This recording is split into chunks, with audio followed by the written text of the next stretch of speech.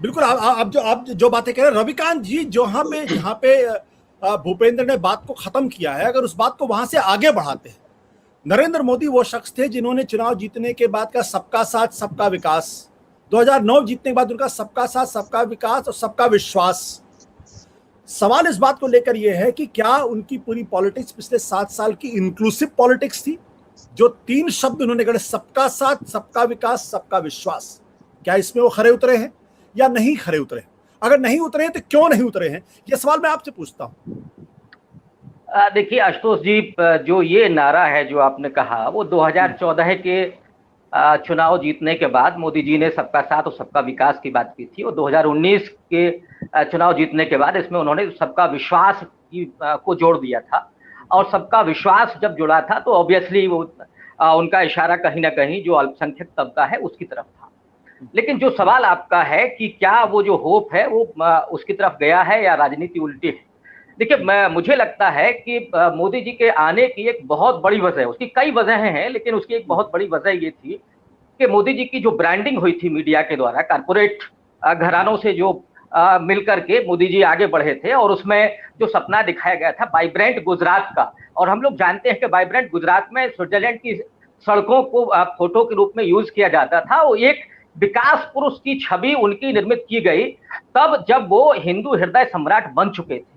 तो इन दो छवियों के साथ उनको पेश किया गया, और उसके बाद प्रधानमंत्री मनमोहन सिंह को बहुत कमजोर साबित किया 2 साल में, खास करके 2012 से लेकर के 2014 तक, जब अन्ना का आंदोलन चल रहा था, जब आरएसएस पीछे लगा हुआ था, रामदेव का आंदोलन चल रहा था, बीजेपी लगातार हमले कर रही थी, तो मनमोहन सिंह को बहुत कमजोर प्रधानमंत्री साबित किया गया, और उनके सामने देश के विकास के लिए, देश को एक आर्थिक महाशक्ति के रूप में स्थापित करने के लिए, देश को खास करके पाकिस्तान चीन को सबक सिखाने के लिए एक मजबूत प्रधानमंत्री की जरूरत या उसका एक नरेशन गढ़ा गया, और उस नरेशन पर सवार होकर के प्रधानमंत्री नरेंद्र मोदी चुनाव जीतते हैं। लेकिन इसके साथ साथ जो उम्मीदें जगाई थी उन्होंने, खास करके कैंपेन में, कि 15 लाख लोगों को मिलेगा, काला धन वापस आएगा, ये जो भ्रष्टाचार है वो दूर होगा, और उसके साथ साथ उन्होंने कहा कि हर साल 2 करोड़ नौकरियां मिलेंगी।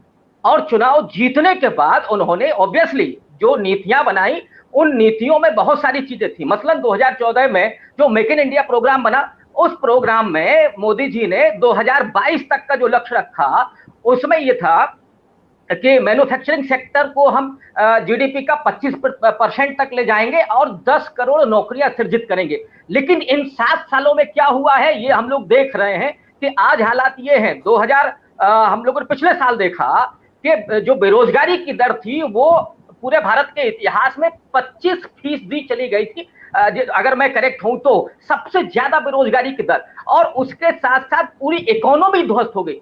2015 और 16 में तो जीडीपी बढ़ रहा था, 7 से 7.5 से 8% हुआ।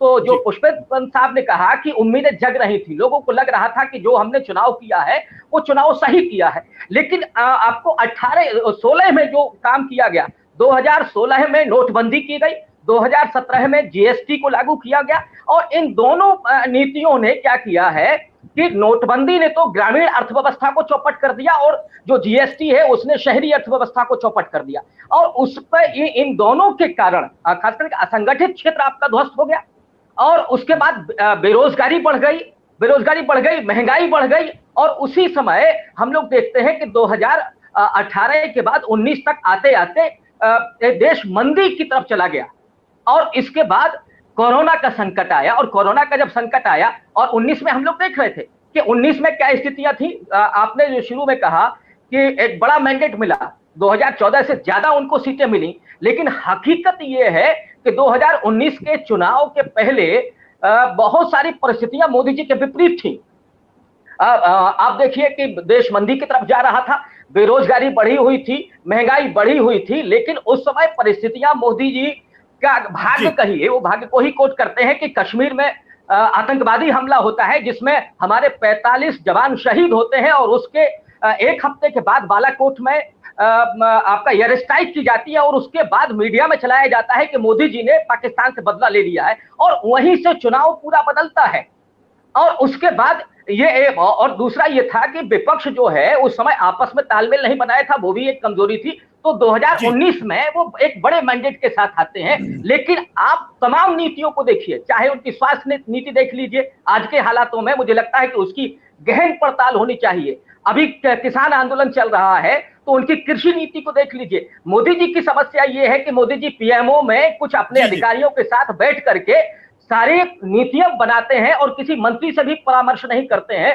तमाम बुद्धिजीवियों से, जो यूपीए गवर्नमेंट में होता था, पुष्पेश पंत जैसे विद्वानों से मुझे लगता है कि उनको उनके लेखों को पढ़ करके नीतियां बनती थी, या मुझे लगता है कि एक तो कमेटी ही पूरी थी जिसमें बड़े विद्वान लोग थे। तो अब वो चीजें नहीं है, मोदी जी अपने मन से करते हैं। मतलब एक मैं उदाहरण दूं आपको, जनवरी में जब दावोस को वो दावोस सम्मेलन में संबोधित कर रहे थे, तो उन्होंने वहां पर कहा कि भारत ने कोरोना की लड़ाई जीत ली है, अब हम दुनिया को रास्ता दिखा रहे हैं। और बाद में पता चला कि किसी भी विशेषज्ञ ने इस तरह की कोई बात नहीं कही थी। तो मोदी जी जो कहते हैं आशुतोष जी, वो कभी नहीं करते हैं।